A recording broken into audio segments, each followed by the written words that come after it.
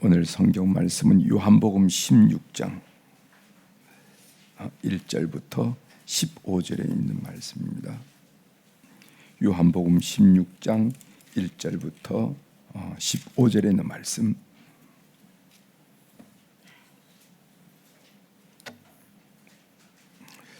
요한복음 16장 1절부터 찾으셨으면 제가 봉독해 드리겠습니다.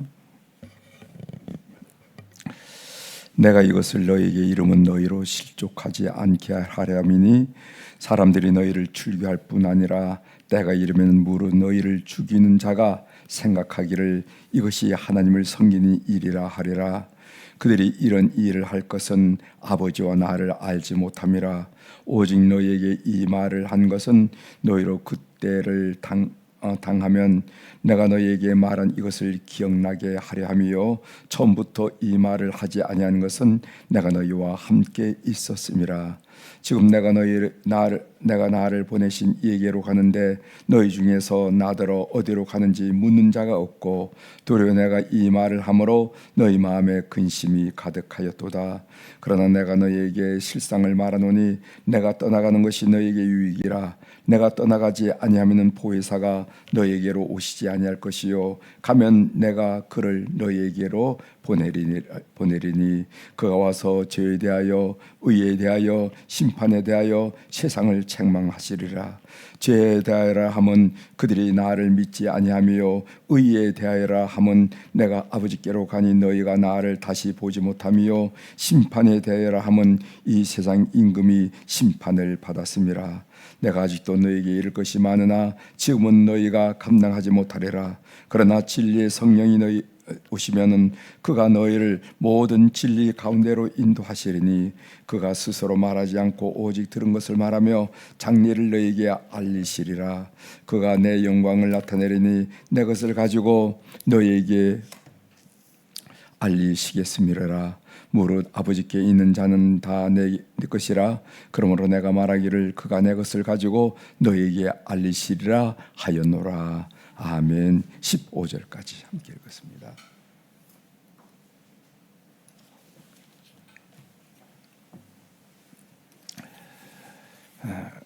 오늘 우리가 읽은 요한복음 16장 1절서 15절 있는 말씀을 가지고 주제를 성령님을 인정하십시오. 여러분 성령님을 인정하시죠? 진정으로 삶에서 꼭 인정하십시오. 왜 이런 주제를 말씀을 드리냐면은 제가 마지막 부분에도 결론 부분에도 말씀을 드리겠지만은 오늘 우리 시대를 뭐라고 말하냐면은 과학의 시대라 또는 정보화 정보의 시대라 이렇게 이야기하고 있어요. 과학과 정보가 많게 되면은 이 성령님을 인정하는 그런 태도가 줄어들게 된다는 거죠. 아무래도 그래서 이 부분을 좀 강조드리려고 합니다. 제가 주일날 언제 한번 이 이야기를 드린 적이 있는데 종교학자인 로드니 스타크와 로저 핑크 이야기입니다. 이분이 미국의 종교학자인데 로드니 스타크와 로저 핑크는요 미국의 영국 식민지 시대로부터 최근에 이르기까지 미국 기독교의 성장하는 과정을 분석을 했는데 이분이 사회학자이기 때문에 사회학적으로 분석을 했습니다. 그래서 미국 종교 시장에서의 승자와 패자라 이렇게 했어요. 종교 시장 마켓이라고 하면 마켓. 사회학자는 마켓으로 어떻게 이 종교 시장에서 어떤 교파는 성장하고 어떤 교파는 성장하지 못하고 감소할까? 그것을 사회학적 시선으로 분석을 했습니다.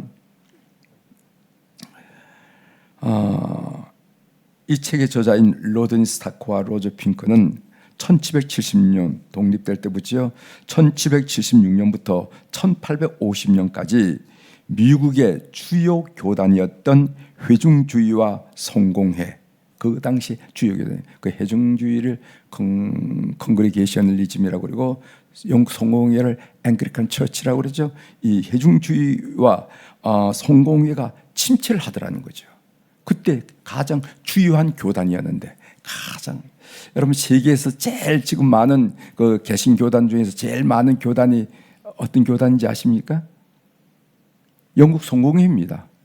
영국 성공회가 장로교보다 감리교보다 순복음교회보다 침례교보다 지금 제일 많아요. 영국 성공회가. 영국은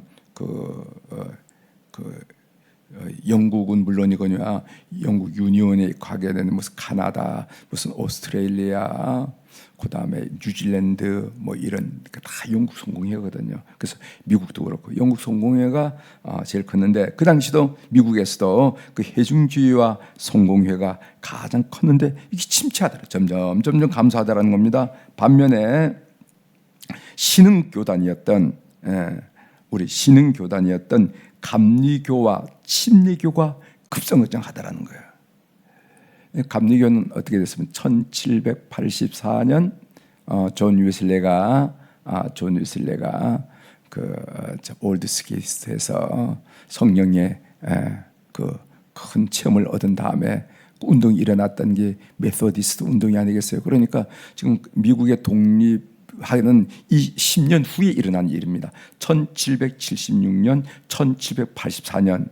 그러니까 그 당시 감리교는 정말 신흥교단이었죠. 신흥교단, 침례교도 마찬가지였습니다. 왜 이 해중교회와 해중주의와 성공회는 침체를 하고 그 당시 신흥 중에 신흥교단이었던 감리교와 그 다음에 침례교가 부흥할까? 여러분 미국에서 가장 큰 교단이 뭔지 아십니까? 감리교회예요. UMC, 유나이티드 메소디스트 처치에서 UMC가 가장 큽니다. 장로교는 한국에서만 제일 커요. 한국에서만 제일 크고 미국에서는 지금 제일 큰 감리교입니다. 감리교인데 왜 그 당시에 부흥된 거거든요. 왜 부흥됐을까? 여러분 궁금하죠. 그런데 이분이 다양한 각도에서 분석을 하는데 특별히 그들이 제시한 다양한 원인 가운데 아주 중요한 핵심 요소가 뭐냐 하면은 핵심 요소는 목회자들의 학력이었습니다. 사회학자들이니까 이렇게 부흥된 이유가 뭘까 하고 분석하는데 목회자들의 학력은 어떨까 이렇게 분석을 했어요. 그랬더니까 어떤 일이 보여졌냐면은 해중주의 목회자들은 미국의 주요 교단의 해중주의 목회자들은 95%가 대학 졸업생들이었는데 반하여 침례계 목회자들은 11.5% 그리고 감리교의 경우는 거의 대학을 졸업할 사람이 없었다는 거예요. 거의 대요. 그래서 감리교는 이 평신도 운동이 강하거든요. 평신도를 세워서 설교를 시키고 평신도가 지도자가 돼서 클래스룸 뭡니까 속회의 지도자가 되고 그 다음에 나가서 이렇게 설교가도 되고 그런 운동, 평신도 운동. 나가서 광장에 설교도 하고 이랬습니다. 감리교의 경우는 거의 대학을 졸업한 사람이 없을 정도였다. 그런데 이 점에 대해서 로든 스타크와 로저 핑커는 이렇게 분석을 했는데 미국의 하버드와 예일에서 공부했던 해중주의 목회자들은 기독교의 진리를 사변적인 학문으로 전락시켰다는 거예요. 사변적인 학문으로 전락시켜 무미곤주한 그런 사변학. 그러나 그와 반대로 1976년부터 1800 그때는 감리교가 성령이 충만할 때니까 존 웨슬레가 그 10년 후에 올드스게이트에서 체험을 하고 그런 일이 있었으니까 감리교와 침례교 목회자들은 비록 대학에서 전문적인 공부를 하지는 못했지만은 그들이 경험한 복음의 능력을 힘있게 전파해서 미국의 그 소위 개신교의 분포도를 달리했다는 것입니다. 그래서 이 얘기가 간단히 말하면은 학문에 의지하면은 기독교를 사변적인 철학으로 변화시키고 성령의 체험에 의지하면은 기독교는 삶을 변화시키는 능력이 된다 하는 이야기를 이 학자들이 사회학적으로 분석한 결과로 여러분 하고 있습니다. 우리는 이 사실을 사도행전 2장에서 오순절 성령 강림을 체험한 후에 제자들이 보여준 역동적이고 균형 있는 권능 있는 사역을 통해서 이 사실을 이해할 수가 있어요. 그거는 사역적 분석만이 아니라 이미 사도행전 2장에서 성령의 충만함을 경험했던 사도들이 삶과 죽음을 넘나드는 그런 역동적이고 권능이 있는 사역을 해왔다는 것을 우리는 안다는 거죠. 그런 점에서 오늘 지금 요한복음 16장 성령 이야기를 하고 있습니다. 성령 이야기를 말씀을 드리면서 서론적으로 이 이야기를 말씀을 드리는 겁니다. 여러분, 성령을 인정하고 성령 충만을 사모하고 그런 여러분이 되시길 바랍니다. 이제 본문을 보려고 하는데, 이 본문은 예수님이 보내실 보혜사 성령님에 관한 것입니다. 7절 읽어보겠습니다.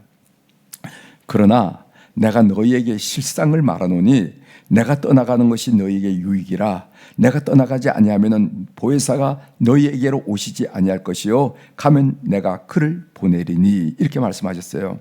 여러분, 지금 이 요한복음 14장부터 16장까지는요 예수님의 고별 설교라는 것을 우리가 꼭 기억하셔야 됩니다. 그러니까 마지막 유언처럼 지금 말씀하시는 거예요. 그러니까 제자들을 앞에 놓고, 다른 사람들이 아니라 제자들을 앞에 놓고 지금 한마디 고별 마지막을 맞이하면서 그 전에 고별 설교를 하는 가운데 지금 성령 이야기를 지금 우리에게 하고 있는 거예요. 그러면서 뭐라고 했냐면은 내가 떠나가는 것이 너희들에게 유익이다. 왜냐하면 내가 떠나가면은 대신 보혜사를 너희에게 보내리니 내가 떠나가지 않은 보혜사가 너희에게 오시지 않는다. 보혜사가 너희들에게 오셔야만 도움이 된다. 이런 얘기를 우리 주님이 제자들에게 지금 하고 계시는 겁니다.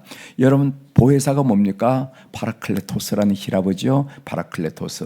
이 보혜사를 영어 번역으로 보면은 우리나라는 보혜사, 중국 번역을 따라서 보혜사 이랬지만은 영어 번역으로 보면요 돕는 자, 상담자, 위로자, 안내자 이렇게 번역되어 있는 것을 보게 됩니다. 돕는 자라는 게 뭔가? 우리가 약할 때, 인간이 약하잖아요, 그죠?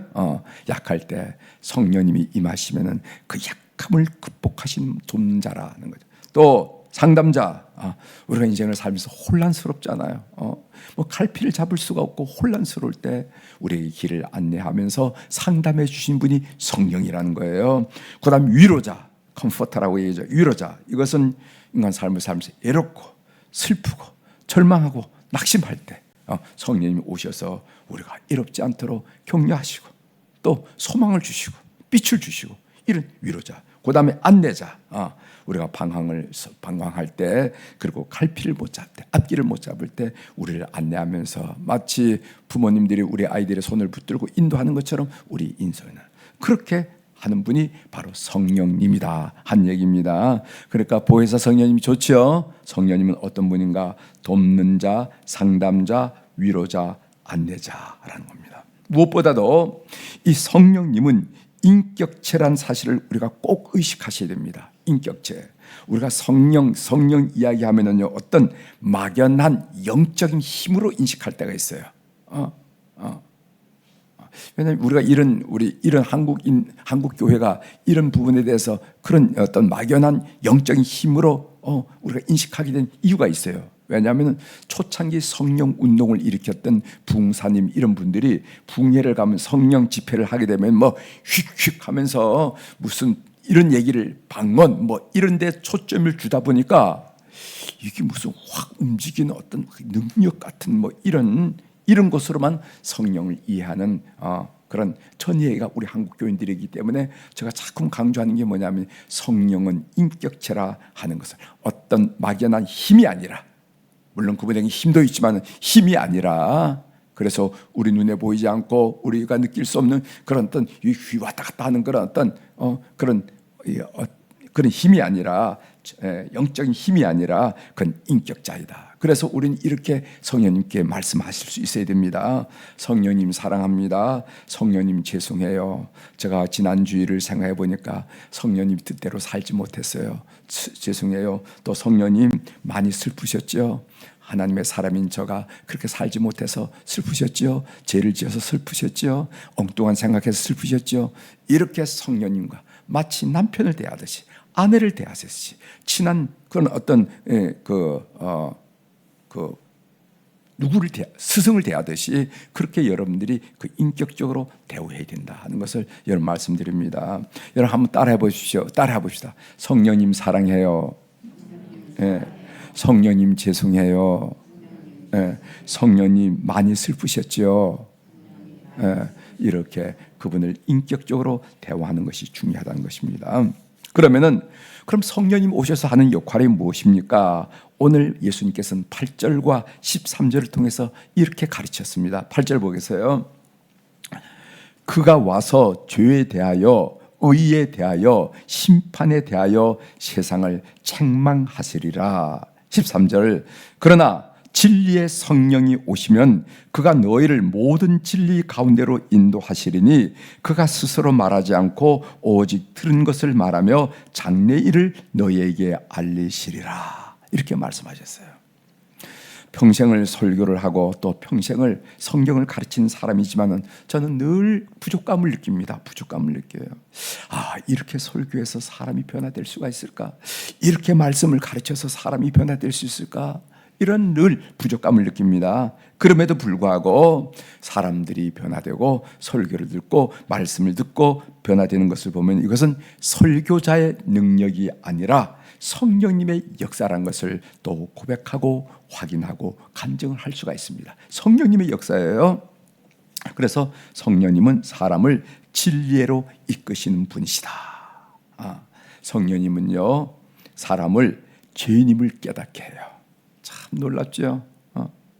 우리가 길거리에 단 사람들을 붙들어 놓고 당신이 지은 죄를 무슨 어디서 조사를 해가지고 너 이런 죄를 지었지, 너 이런 죄를 지었지, 너 이런 죄도 지었잖아, 너 이런 잘못했잖아, 이렇게 설명하고 그러니까 당신이 죄야, 죄인이야 라고 말한다면요, 100명을 만나면 100명 다 이 사람 미친 사람이냐, 그 정도로 죄 안 진 사람이 어디 있어?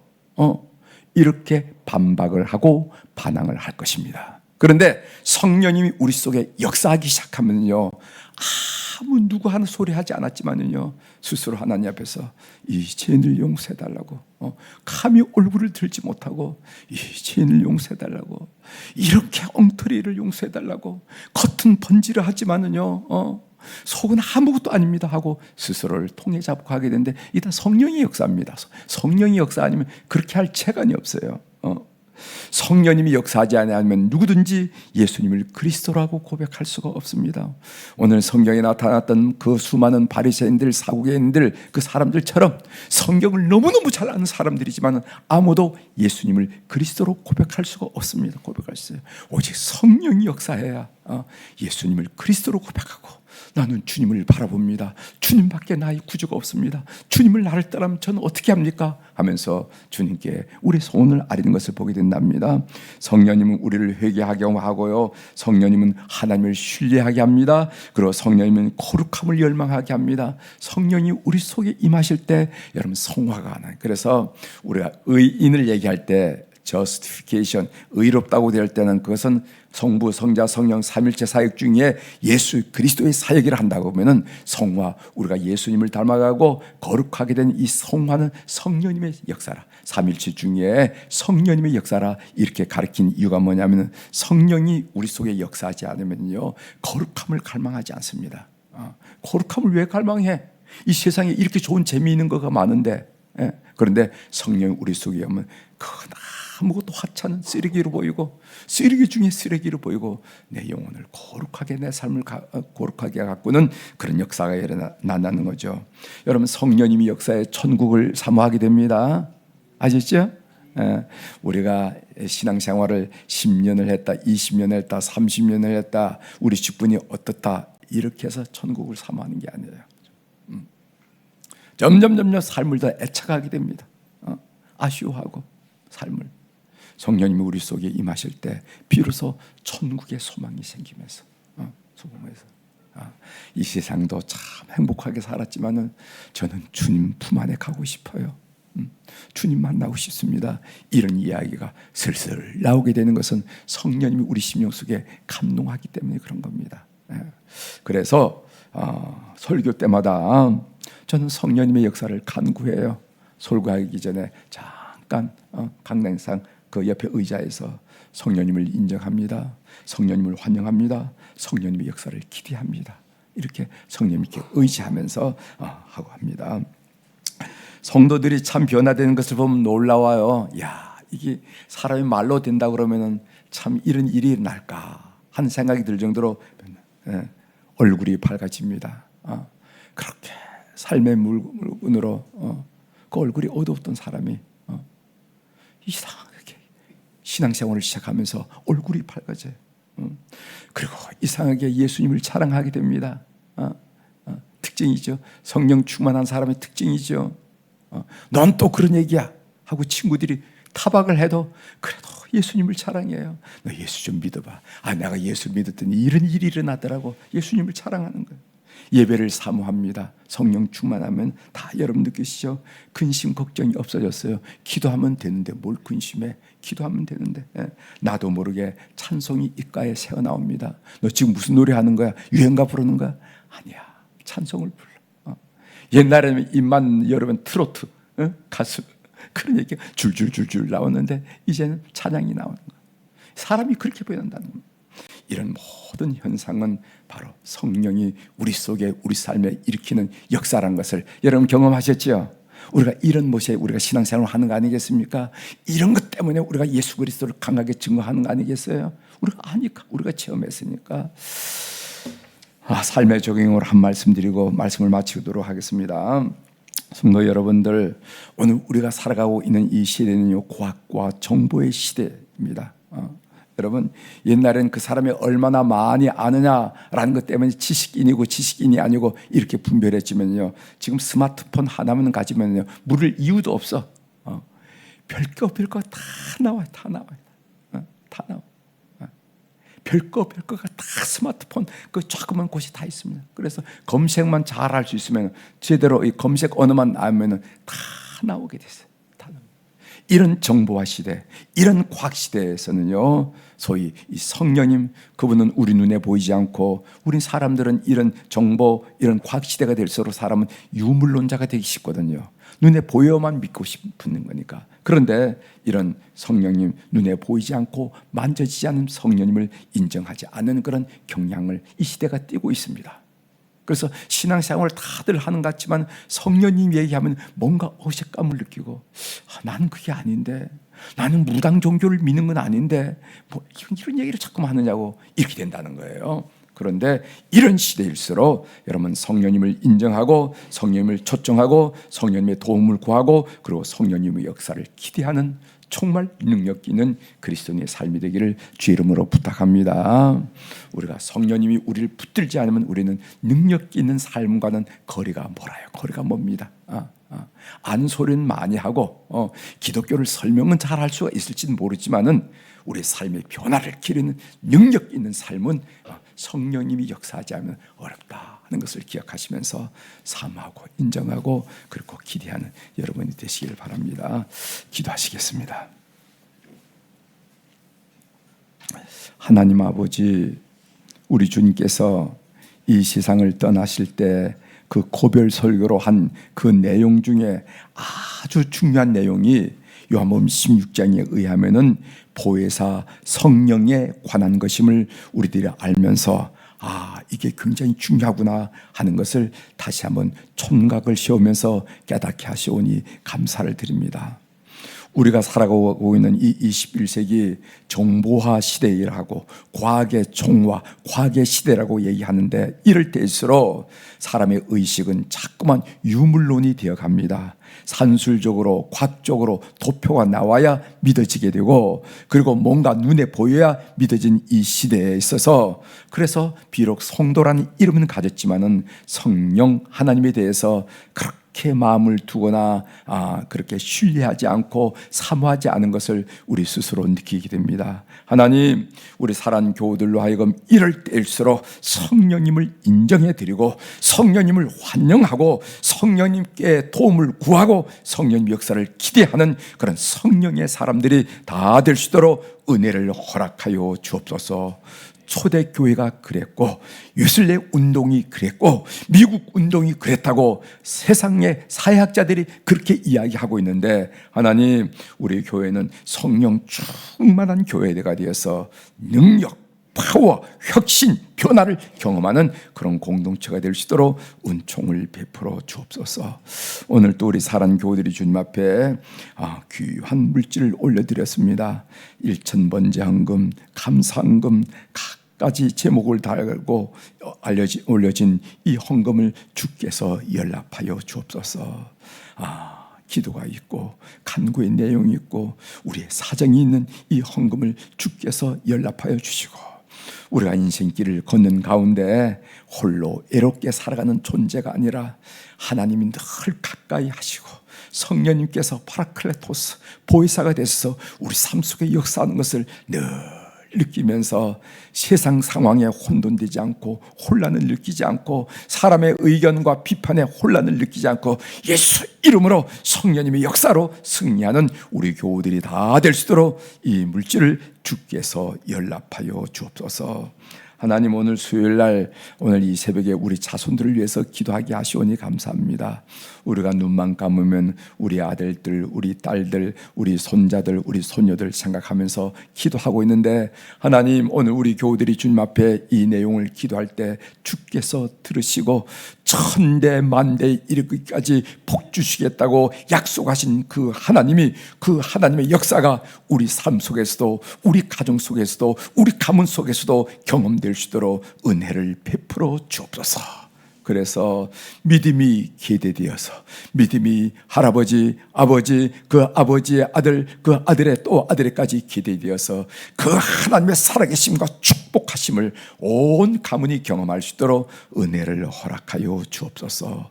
해에서 사업하고 학문하고 그리고 직장 생활하는 자녀들, 군대에 나가 있는 자녀들, 하나님 사업하고 이 땅에서 직장 생활을 하는 자녀들, 그리고 다음으로 이제 이 대학 입시가 이제 끝이 나고 이제 대학에 또는 재수를 결정하는 우리 자녀들, 하나님 아버지, 그리고 또 병약한 우리 자녀들 모든 이름들을 하나님 앞에 올려드릴 때 하나님 역사하여 주셔서 그 하나님의 놀랍고 놀라운 역사가 우리 삶 속에, 우리 가정 속에, 우리 자손 속에 임하는 것을 보게 도와 주시옵소서. 오늘 또 하늘의 주권과 땅의 주권을 가진 권세 있는 우리 주님의 이름으로 선포합니다.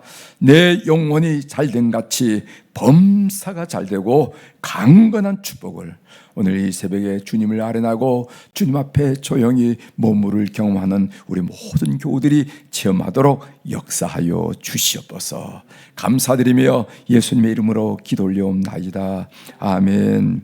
하늘에 계신 우리 아버지여, 이름이 거룩히 여김을 받으시오며 나라가 임하시오며 뜻이 하늘에서 이루어진 것 같이 땅에서도 이루어지이다.